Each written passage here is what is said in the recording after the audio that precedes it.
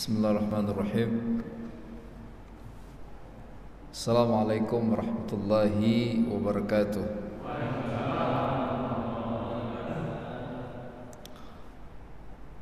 Innal hamdalillah nahmaduhu wa nasta'inuhu wa nastaghfiruh wa nastahdihi wa na'udzu billahi min shururi anfusina wa min sayyiati a'malina. Man yahdihillahu fala mudilla lahu wa man yudlil fala hadiya lahu. Asyhadu an la ilaha illallah wahdahu la syarika lah wa asyhadu anna Muhammadan 'abduhu wa rasuluh sallallahu alaihi wa ala alihi wa sallama la nabiyya ba'dah. Amma ba'd. Ikhwatal iman, jamaah salat maghrib dan juga insyaallah salat isya yang dimuliakan Allah Subhanahu wa taala, tentang ayat Allah Subhanahu wa taala di dalam surah At-Taubah ayat 81.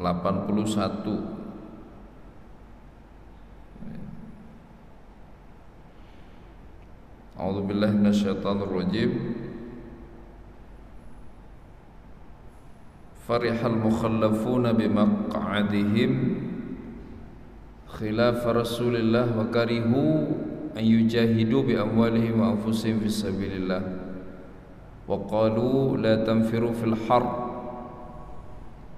qul naru jahannama ashaddu harra law kanu yafqahun. Artinya rahmakumullah,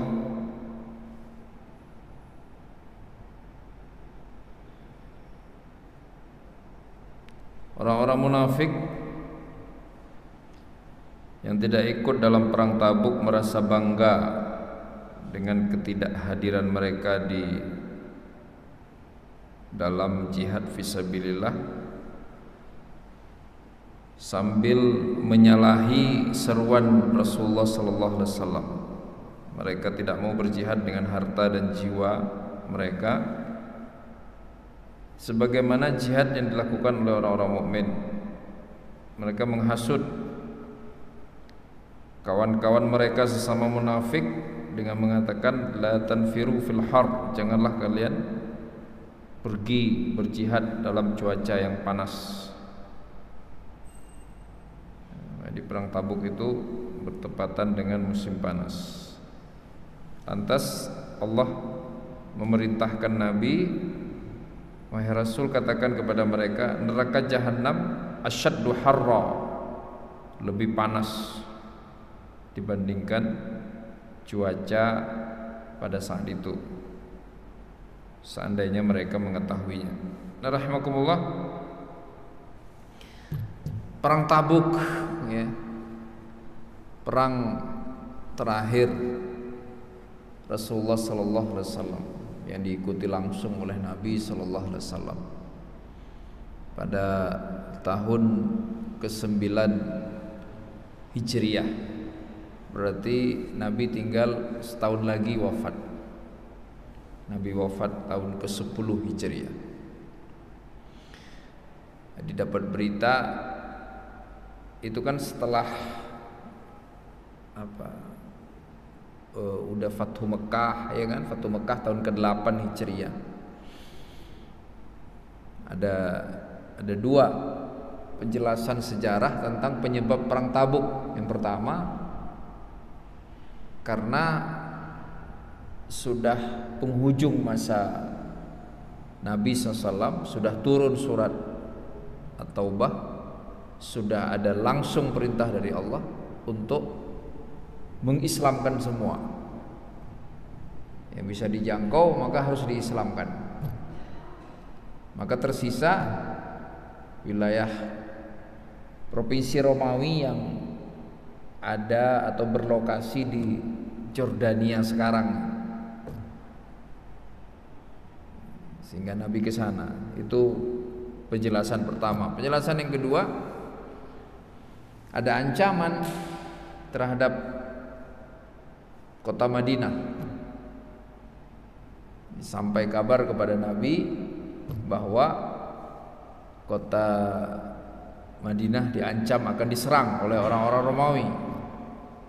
Maka Nabi menyiapkan pasukannya untuk menyambut ancaman itu. Nah, itu tahun ke-9 Hijriah, bulan Rajab, bulan haram itu. Ini bukti bahkan di bulan haram pun boleh berperang seandainya memang benar-benar ada ancaman. Ya. Rajab, Zulqa'dah, Zulhijjah, Muharram, 4 bulan haram. Nah, rahimakumullah, Tabuk itu di mana? Tabuk udah dekat sama Jordan sekarang lokasinya. Itu sekitar 660 km lebih dari Madinah. Jaraknya itu lurus sekali jalannya, tol. Berarti kalau mobil di kecepatannya 100 km per jam berarti butuh 6 jam setengah, 7 jam lah gitu. 7 jam. Kalau jalan kaki kemana itu? Berapa lama Pak? Itu kemana sih? Solo ya? Solo ada nggak 660 km dari sini? Jalan kaki ke Solo berapa jam Pak nyampenya?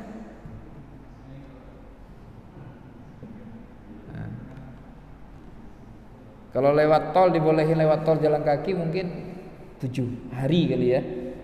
7 jam naik kendaraan, 7 hari jalan kaki. Tapi nggak pakai tidur loh itu, jalan terus 7 hari melek gitu. Nah ini zaman dulu nggak ada tol, tolnya kan belum jadi, ya jalannya belok-belok. Maka Nabi berangkat Rajab itu, perang Tabuk itu, pulangnya Ramadan. Rajab, Sya'ban, Ramadan, hampir 3 bulan PP ke sana. Nah, rahimakumullah. Jadi ada ancaman, dapat kabar Nabi, orang Romawi itu menyiapkan pasukan 40.000 orang. Maka Nabi siapkan juga pasukannya. Tapi kan nggak sehebat Romawi. Romawi kan terkenal bangsa ekspansionis kan, bangsa perang. Pokoknya perang aja terus. Tujuannya menguasai wilayah. Nabi kan baru, mereka Romawi udah lama, udah berabad-abad. Itu umat Islam kan usianya itu di kota Madinah berarti baru 9 tahun. Masih sangat muda usianya. Cuman 30.000 yang kekumpul prajuritnya. Kurang 10.000 untuk menghadapi musuh. Cuacanya lagi panas-panasnya, itu musim, salah satu musim panas paling panas pada masa itu. Saking panasnya, saking banyaknya masalah dalam perang ini, dalam proses persiapannya, sampai-sampai perang ini juga disebut dengan nama Ghazwah Al-Usrah, perang yang sangat berat.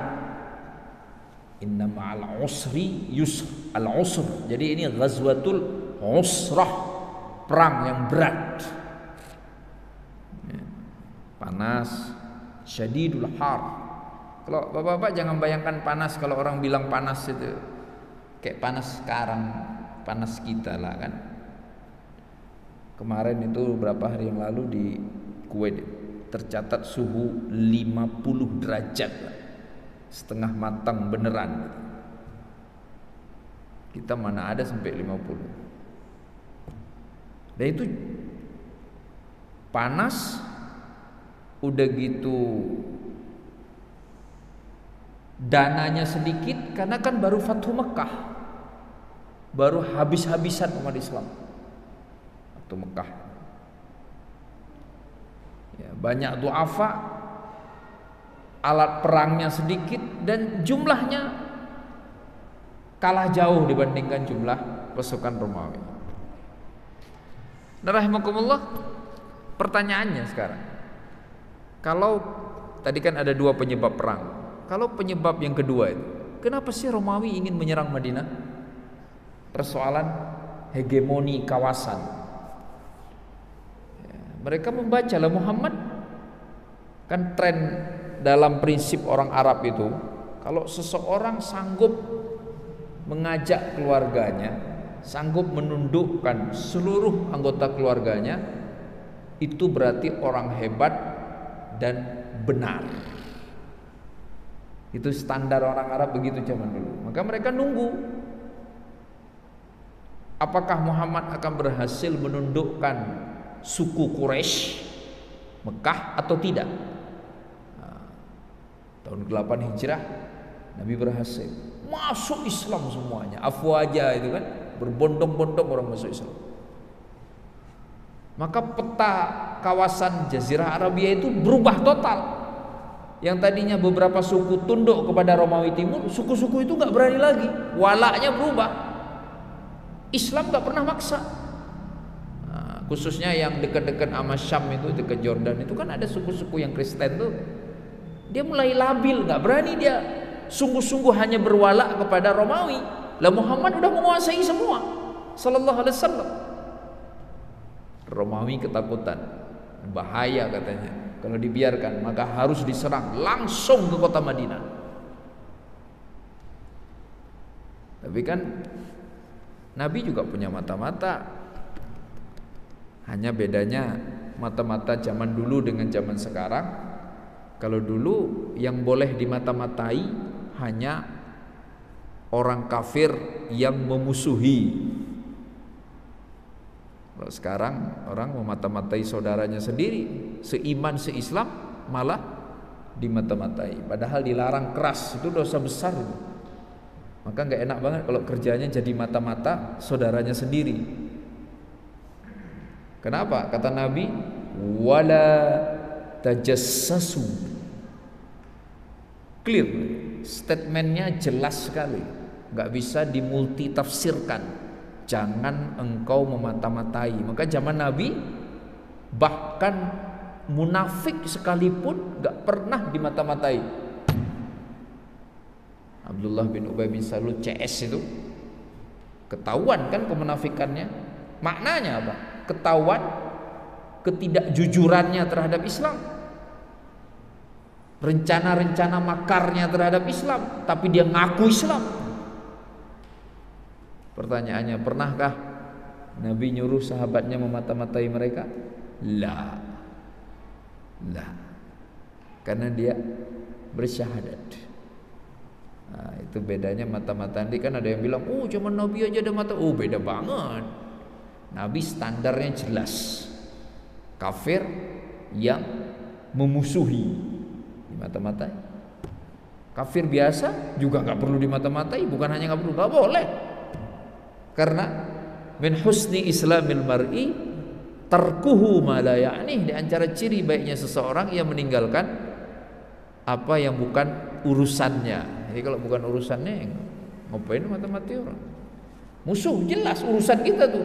Lah kalau kita diam aja dihabisi. Nah, mata-mata itu yang ngomong ke Nabi bahwa mereka ingin menyerang Madinah, sudah menyiapkan 40.000 prajurit. Maka Nabi bersiap-siap, 30.000 terkumpul. Utsman 1.000 dinar.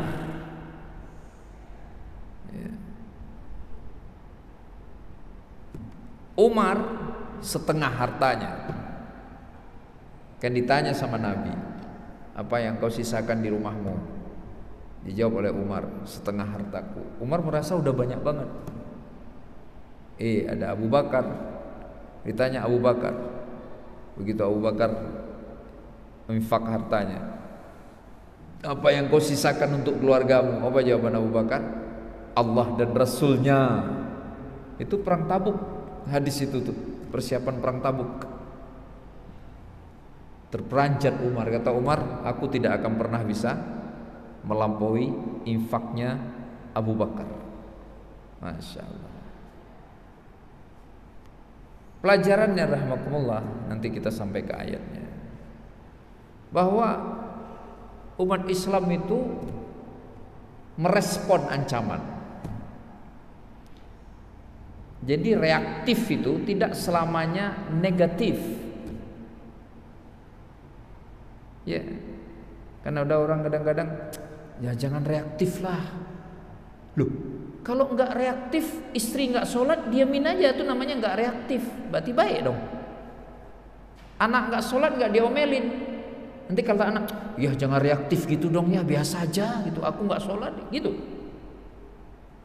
Jadi kita kadang-kadang tergiring kan, reaktif sekali sih.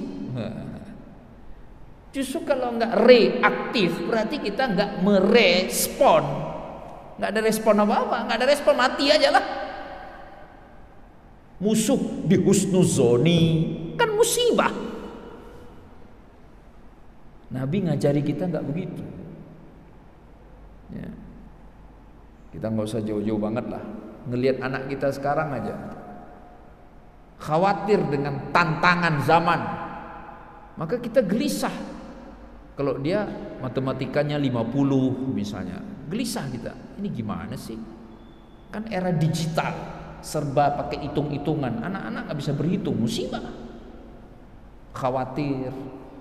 Kan reaktif, bagus itu. Anak nggak bisa bahasa Inggris, sama sekali nggak bisa. Khawatir kita, gimana sih? Buku-buku rujukan utama kuliah banyak sekali berbahasa Inggris. Ada yang aneh di situ ternyata. Apa itu? Anak nggak bisa ngaji, nggak ada reaktifnya, cuek aja. Seolah-olah akhir zaman ini bukan tantangan bisa ngaji, nggak terlalu penting bisa ngaji. Ya.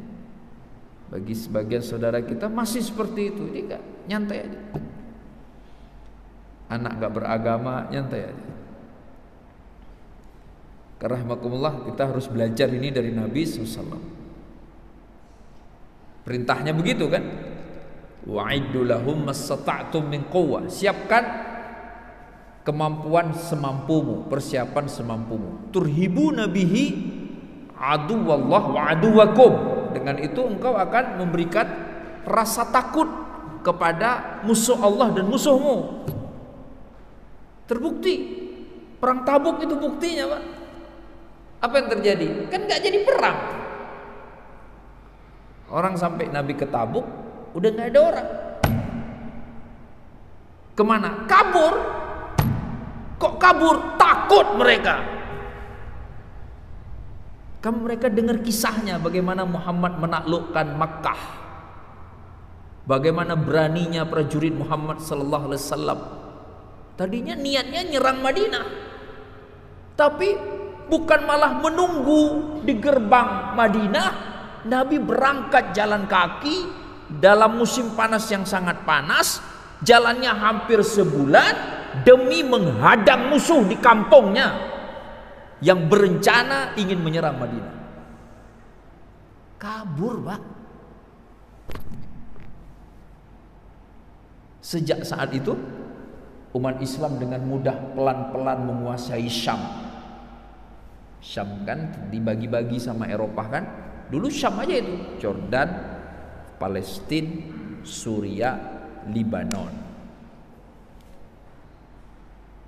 Jadi mudah masuk Islam ke sana. Dai-dai ke sana enggak masuk. Langsung begitu Nabi sampai ke sana, suku-suku yang ada di sana yang tadinya berwala loyalitasnya kepada Romawi berubah, langsung mereka menyatakan loyalitas kepada Muhammad sallallahu alaihi wasallam. Masya Allah. Ya.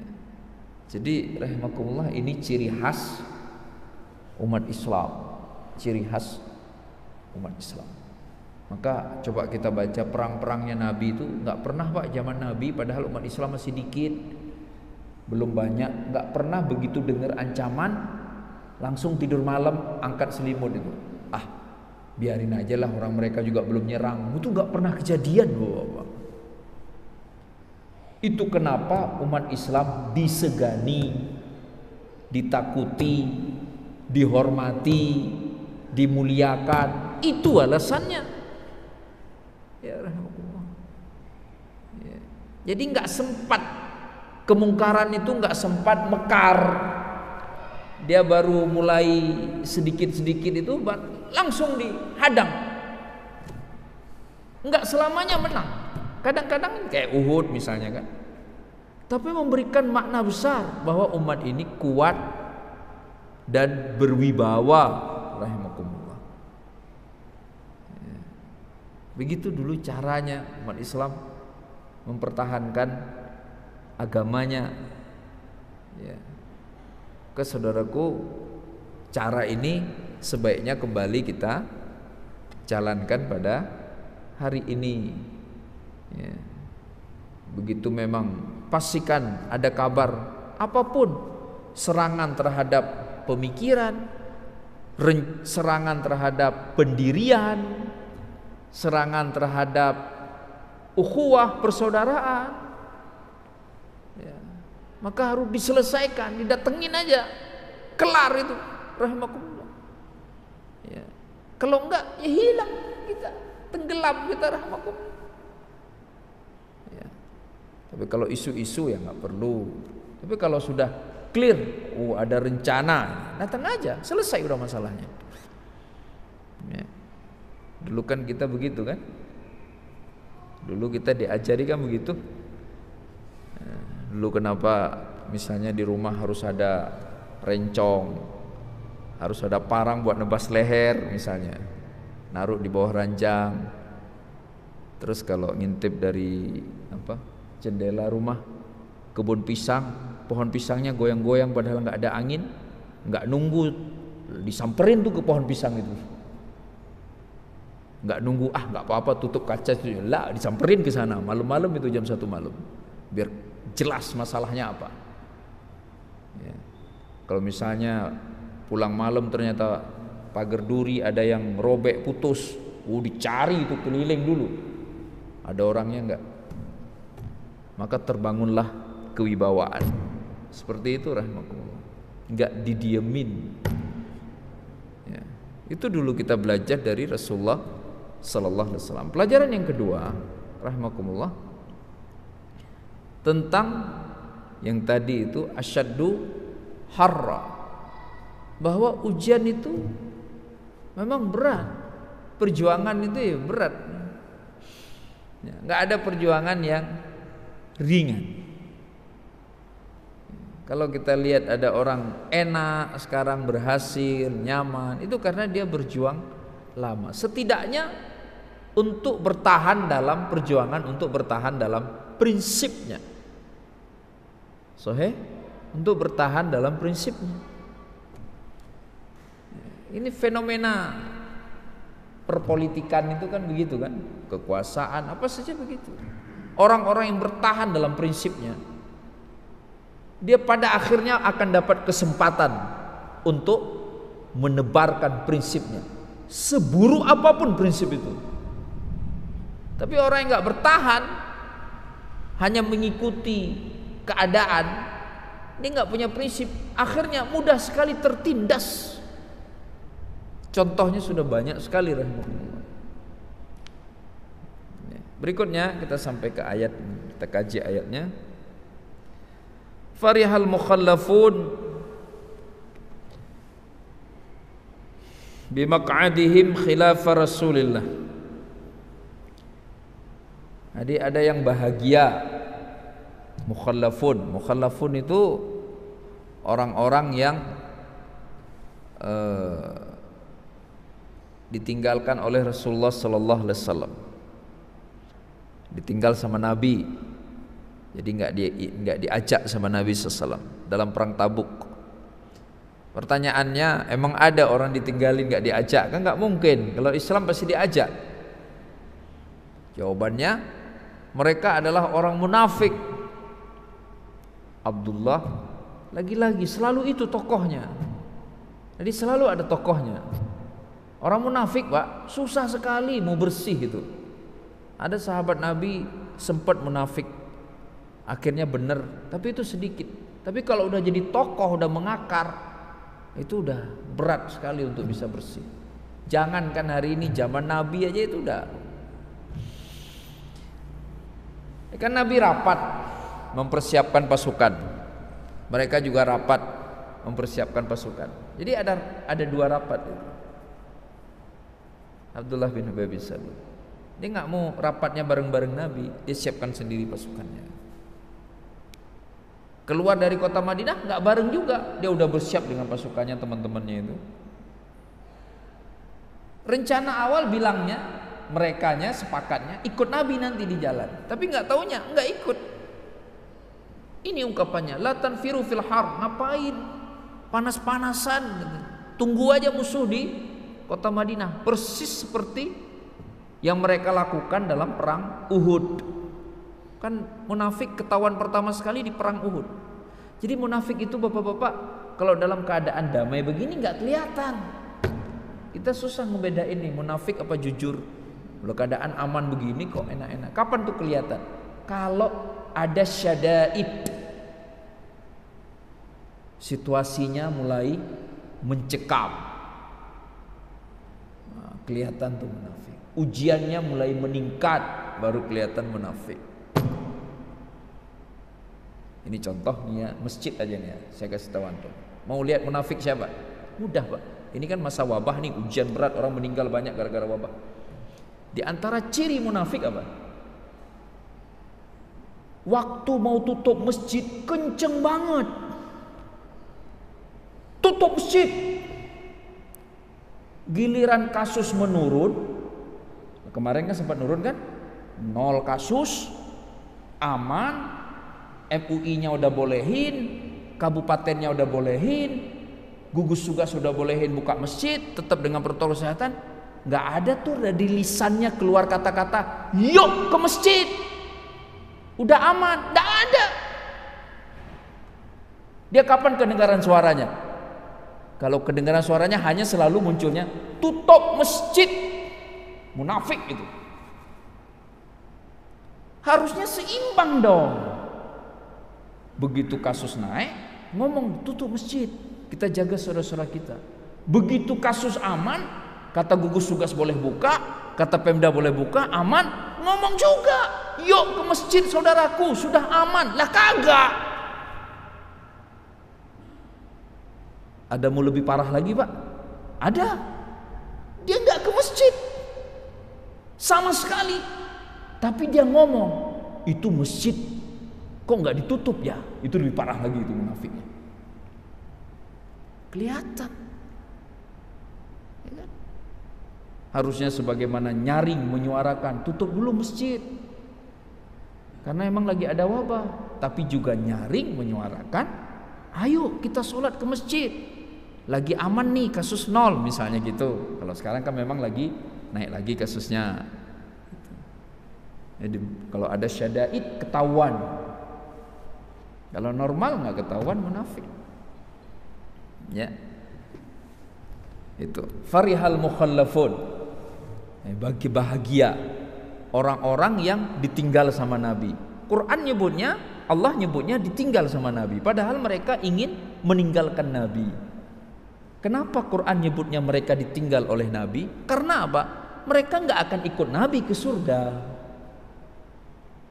Mereka nggak akan mendapatkan kebaikan dari perjuangan itu.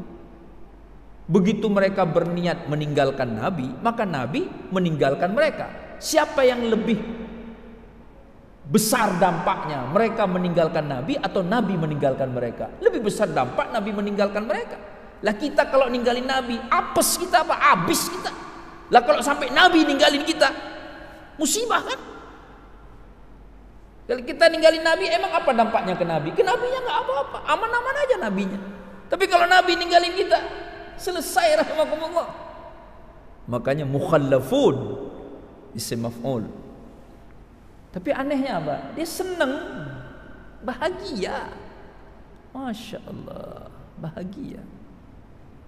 Nah, ini hati-hati bapak-bapak, hati kita tuh susah sekali memang. Harus kita kendalikan.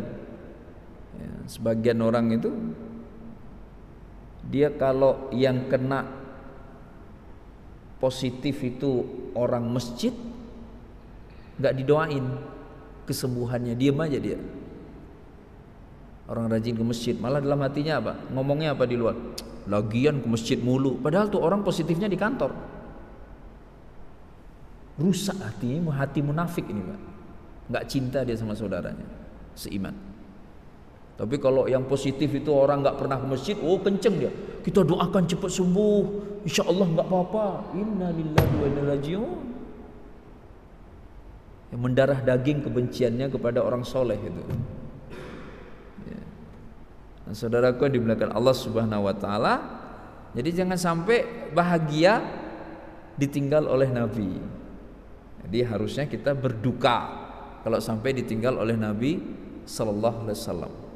Berduka ketika ketinggalan seluruh kesempatan beramal soleh, kita berduka. Kok saya nggak terlibat ya, kok saya nggak datang ya, kok saya nggak bisa kontribusi ya. Kelas berikutnya rahmakumullah, pelajaran dari ayat ini, bimaq'adihim khilaf Rasulillah, menyelisihi Nabi. Kalau saya sama Pak Mukhlis khilaf, nggak apa-apa. Pak Khairul khilaf, biasa sama-sama manusia. Tapi kalau sama Nabi khilaf, itu musibah itu. Kenapa? Nggak selevel kita sama Nabi, jauh banget levelnya. Maka jangan sampai khilaf sama Nabi. Jadi kalau ada hadis, ada ayat, ada keteladanan dari Rasulullah SAW, oh kita nggak laksanakan, jangan dikhilafi itu. Ya udah, oh saya nggak sanggup atau belum sanggup gitu. Rahimakumullah. Karena menyelisihi Nabi berarti tertutup kesempatan masuk surga, kan begitu kata Nabi itu dalam hadis populer itu kan. Kullu ummati yadkhulunal jannata illa man aba. Semua masuk surga kecuali yang nggak mau. Siapa yang nggak mau? Yang nggak nurut. Nggak nurut, menyelisihi. Nabi bilang ke utara, dia ke selatan. Nabi bilang A, dia bilang B. Nah sekarang banyak begitu kan. Walaupun bahasanya halus, dia bilang apa misalnya? Ah, iya sih, tapi kan itu zaman dulu, beda dong kondisinya dengan sekarang. Wah, gitu. Itu banyak sekali itu yang begitu.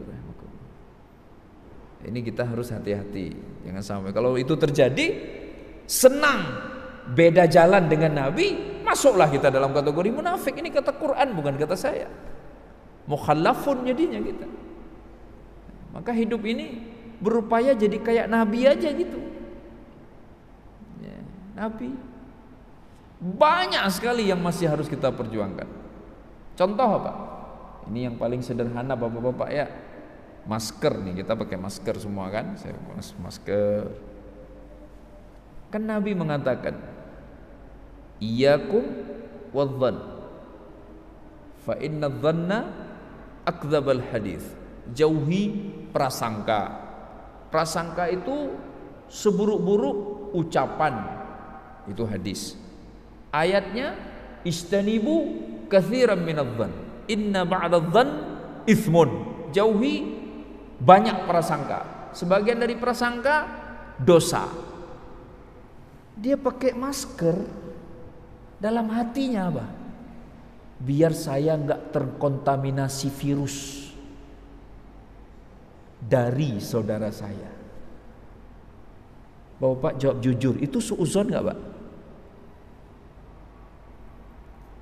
Suuzon kan? Iyalah. Pakai masker dalam hatinya, biar saya nggak terkontaminasi virus dari saudara saya. Ayo pakai masker biar nggak terkontaminasi virus dari saudara saya. Kalau kita pergi ke tempat yang bukan saudara kita, mungkin ada orang kafirnya, perasaan itu mungkin nggak jadi soal. Tapi ke masjid nggak boleh dengan niat begitu. Kita pakai masker harusnya niat dalam hati kita apa? Biar kalau saya bawa virus nggak mengkontaminasi saudara saya. Jadi nggak perlu suuzon sama orang, hati tetap bersih. Kenapa Pak? Kalau ke masjid pakai masker, Lah kan nak bapak nggak tahu, bapak ke kantor, bapak kemana-mana, nanti bapak bawa penyakit, nanti saudara bapak yang lain kena penyakit dari bapak. Kan aman. Tetap pakai masker juga jadinya kan. Daripada di suuzon sama semua orang. Jadi untuk menjaga saudara kita lebih baik daripada untuk menjaga diri kita. Karena untuk menjaga diri kita berarti harus basisnya suuzon. Lah orang ini udah kita kenal, dia orang baik. Kita yakin dia juga jaga kesehatan. Beda kalau kita ke lingkungan-lingkungan yang keluar-luar sana. Itu beda lagi ceritanya. Kita nggak kenal, nggak tahu dia agama apa, nggak tahu dia soleh apa enggak. Nah, tapi kalau ke masjid, kenapa pakai masker? Padahal yang ketemu di masjid orang-orang itu aja. Karena saya ingin jaga saudara-saudara saya. Kenapa bawa sajadah? Karena saya ingin jaga lantai masjid agar tidak terkontaminasi oleh saya. Kenapa jaga jarak? Saya ingin jaga saudara saya agar tidak perlu menghirup buangan nafas dari saya. Jadi bukan kita suuzoni semua orang gitu. Ya, rahimakumullah. Khilaf. Karena Nabi bilang kita nggak boleh suuzon sama orang yang dohirnya baik. Kan suuzon itu haram 3 itu. Sama Allah, sama Nabi, sama orang muslim yang dohirnya baik. Lah orang ke masjid kan dohirnya baik, tidak boleh disuuzoni apapun. Nah, kalau kita jaga diri ya untuk jaga diri kita, jaga saudara kita gitu. Ya. Berikutnya rahimakumullah,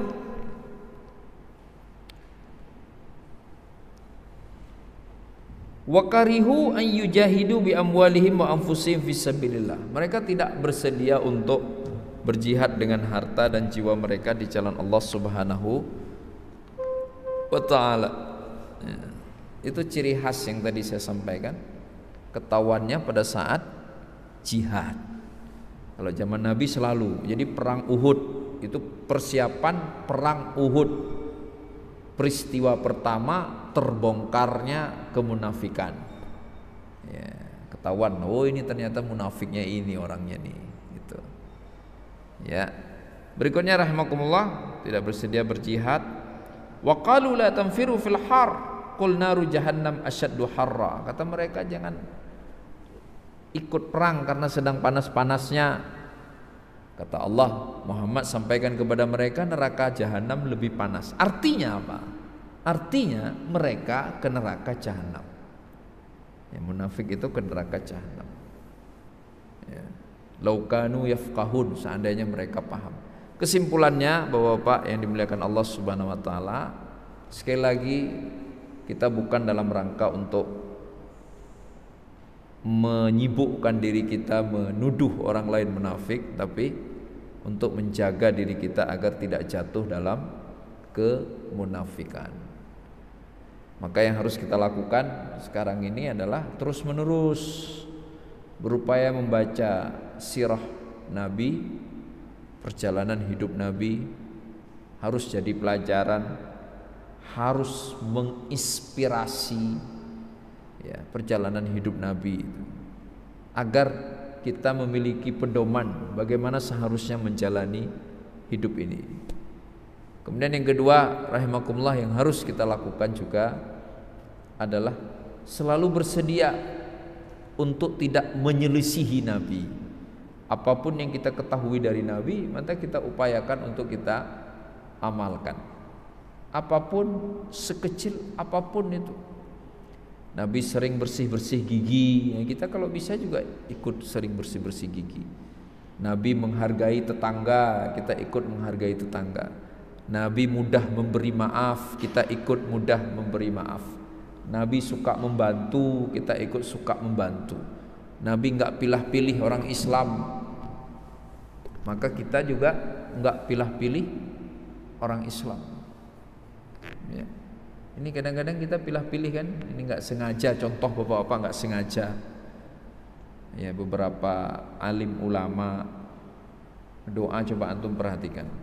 Min biladina Indonesia khassah wa min buldanil muslimina ammah. Kenapa harus pilih-pilih? umat Islam di negara Indonesia khususnya dan di seluruh negara umumnya. Kenapa harus mendahulukan umat Islam Indonesia? Emang lebih takwa dari umat Islam di negara lain? Tanpa pengkhususan emangnya Allah nggak akan ngabulin, nggak akan kabulkan? Emang pernah Nabi berdoa begitu? Minnal madinatil munawwarati khassah gitu? Nggak pernah Nabi berdoa begitu. Ya. Padahal kan Islam agama global, doain aja semuanya, nggak perlu ada pengkhususan. Ya. Kan Nabi nggak pernah khusus-khususkan. Inna akramakum indallahi atqakum. Maka luar biasa rahimakumullah untuk melihat Zaid bin Harithah, komandan perang Mu'tah. Padahal banyak tokoh-tokoh sahabat pada masa itu. Salman Al-Farisi bukan orang Arab, orang Persia. Tapi apa kata Nabi tentang Salman? Salman minna ahlul bait.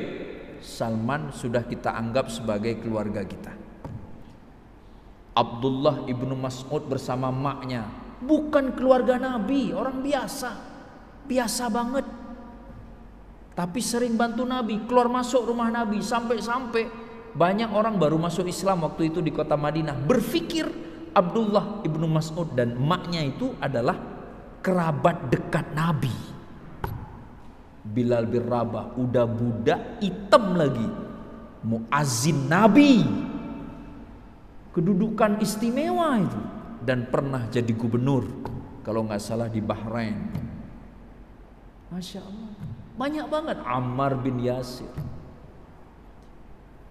Maka kalau kita lihat, pelajari sejarah Islam itu, di antara pemandangan, suasana yang beda banget zaman Nabi sama zaman setelahnya apa?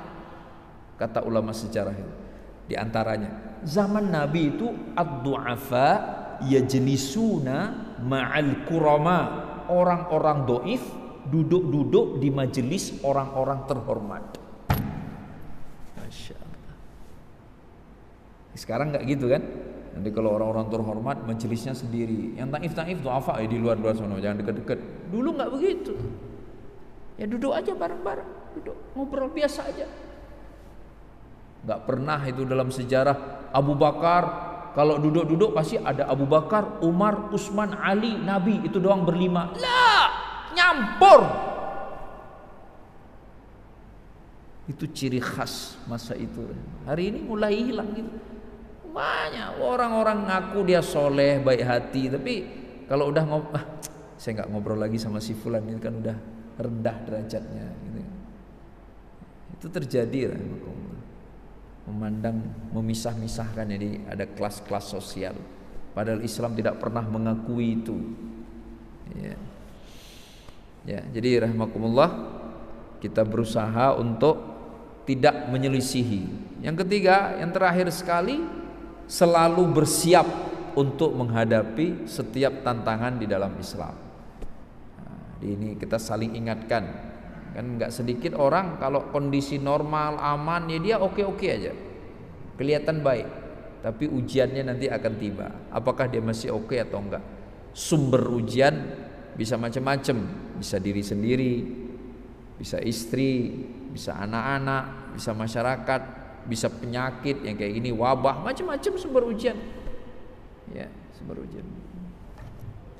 Lihat dia masih benar nggak? Kayak gini nih contohnya nih kan. Untuk kayak tadi ada yang saya ada taklim, ada yang nanya gini, Ustaz, saya sholat di Jawa katanya, kan kasus COVID lagi tinggi, terus safnya rapat-rapat sekali, itu gimana ya menurut Ustaz, kata dia gitu. Ini kan terjadi banyak Pak, nggak 1-2 masjid kasus COVID tinggi, sholatnya rapat. Apa jawabannya? Kondisi begini, ujian penyakit ini, ujian wabah ini, harusnya kita lokalisir ujian wabah aja. Dia nggak perlu jadi ujian ukhuwah, persaudaraan. Nggak sedikit kan yang datang COVID, yang kejadiannya apa? Retak persaudaraannya, rusak, musuhan dia. Kasihan. Harusnya dijaga. Maka jawabannya apa? Lihat statusnya. Kalau dia sebagai jamaah, ikut aja dong. Nggak ridho, cari masjid lain. Nggak ada masjid lain, sholat di luar. Kalau dia nggak mau rapat-rapat, selesai masalahnya. Ngapain ngehebohin masjid orang? Tapi kalau dia sebagai pengurus, maka silahkan dia tentukan yang terbaik buat jamaahnya, karena ada amanah di pundaknya. Dia harus jaga jamaahnya. Jadi tinggal berperan aja kan. Rahimakumullah.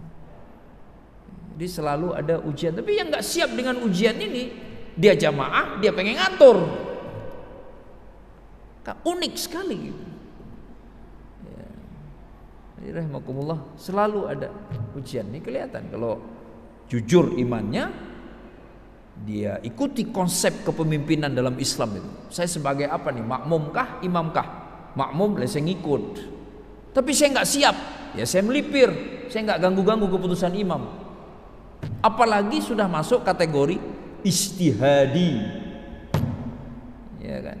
Ya, kalau masuk kategori yang qat'i, oke lah, tiba-tiba diputuskan di Masjid Al-Amin misal, sholat maghrib 2 rakaat karena COVID, ya itu baru heboh itu, qat'i sifatnya. Tapi kan yang tadi far'i semua itu ijtihadi saja. Ya, jadi rahimakumullah, semoga kita semua selalu dalam kewaspadaan untuk menghadapi setiap ujian yang bisa muncul dari Allah Subhanahu wa taala dalam berbagai bentuknya. Semoga kita selalu dijaga oleh Allah Subhanahu wa taala, selalu diberikan kesehatan, sehat iman, sehat Islam, sehat pikiran, juga insyaallah sehat badan. Demikian, mohon maaf jika ada kekeliruan. Ada pertanyaan, Bapak? Ya, pas waktunya habis. Kita tutup dengan kafaratul majlis. Subhanakallahumma bihamdika asyhadu an la ilaha illa anta astaghfiruka wa atubu ilaik. Billahi taufiq wal hidayah. Assalamualaikum warahmatullahi wabarakatuh.